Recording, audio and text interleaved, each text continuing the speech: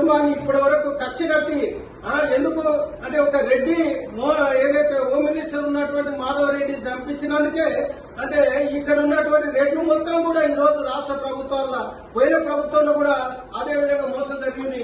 మరి ఇప్పుడు కూడా ఏమి ఇబ్బంది అవుతుంది ఆమెను గుర్తించి ఆ కుటుంబానికి ఒక ఎమ్మెల్సీ ఇవ్వాలని కూడా ఈ రాష్ట్ర ప్రభుత్వాన్ని డిమాండ్ చేస్తా ఉన్నాం. మరి అదే విధంగా ఆమె యొక్క విగ్రహాలను కూడా మన రాష్ట్రం మొత్తం కూడా జేఏసీ తరఫున కూడా పెట్టాలని కూడా తీర్మానం చేసినాం.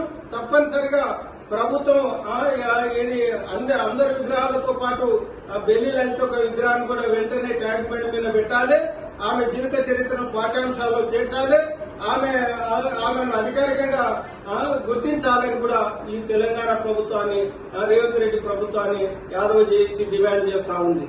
అదేవిధంగా భావి తరాలకు ఆమె చేసిన త్యాగాలను జనంలోకి తీసుకుపోవాల్సిన అవసరం మన యాదవ సోదరులందరి మీద ఉంది. గ్రామాన యాదవులందరూ కూడా ప్రతి గ్రామంలో ఆమె విగ్రహాలు ఏర్పాటు చేసుకోవాల్సిన అవసరం ఉందని కూడా ఈ రోజు యాదవ్ జేఏసీ తెలంగాణ యాదవ సమాజానికి పిలుపునిస్తుందని కూడా ఈ సందర్భంగా తెలియజేస్తూ ఆమెకు ఈ జేఏసీ తరఫున నివాళులు అర్పిస్తున్నామని కూడా ఈ సందర్భంగా తెలియజేస్తాను.